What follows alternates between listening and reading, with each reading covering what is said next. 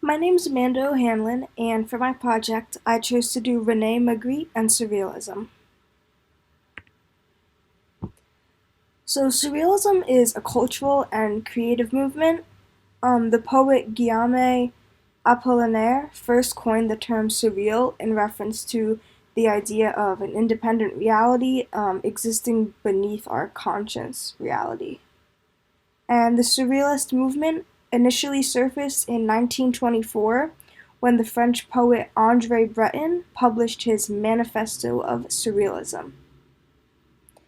One of the main ideas of Surrealism was to tap the creative powers of the unconscious, which led to a territory of dreams, intoxication, chance, sexual ecstasy, and madness. And the first people to experiment with surrealism were influenced by the psychological theories and dream studies of Sigmund Freud and the political ideas of Karl Marx.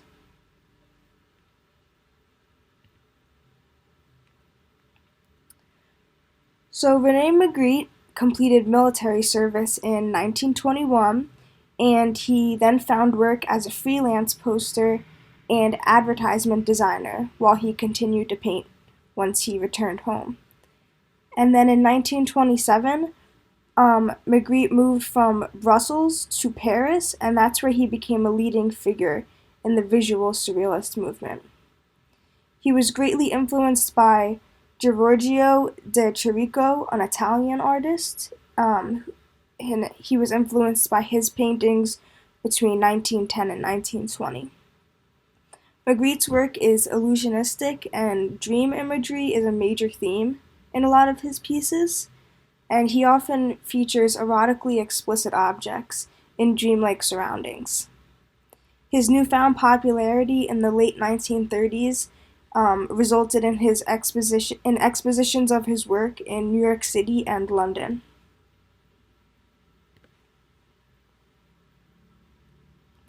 One of his paintings, The Son of Man, made in 1964, was an oil on canvas.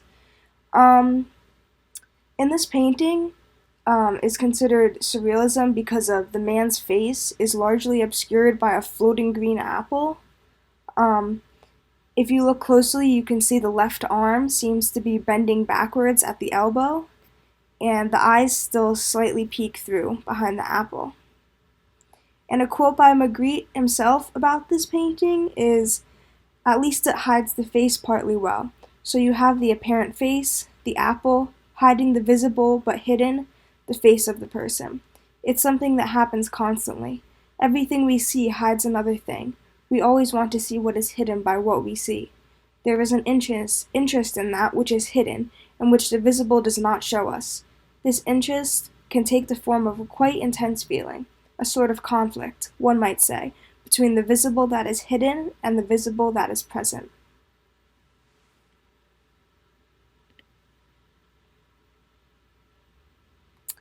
Another one of Magritte's pieces is The Mysteries of the Horizon.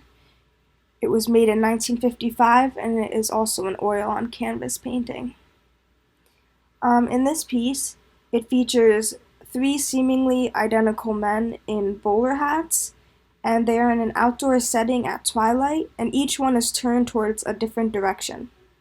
In the sky above, each man is a separate crescent moon above their heads. And Magritte often uses bowler hats in his work, which I read that it supposedly represents having undefined or identical personalities, which was interesting. Another one of Magritte's famous pieces is Time Transfixed, made in 1938, also an oil on canvas painting. It is actually part of the permanent collection of the Art Institute of Chicago. And in this piece is a train in the fireplace vent, so it appears that the train is emerging from a railway tunnel inside the fireplace. Magritte definitely uses his familiar method of placing objects, common objects, in unexpected contexts. And Magritte said himself about this piece, "I decided to paint the image of a locomotive. In order for its mystery to be evoked, another immediately familiar image without mystery, the image of a dining room fireplace, was joined. And this is my works cited. Thank you very much.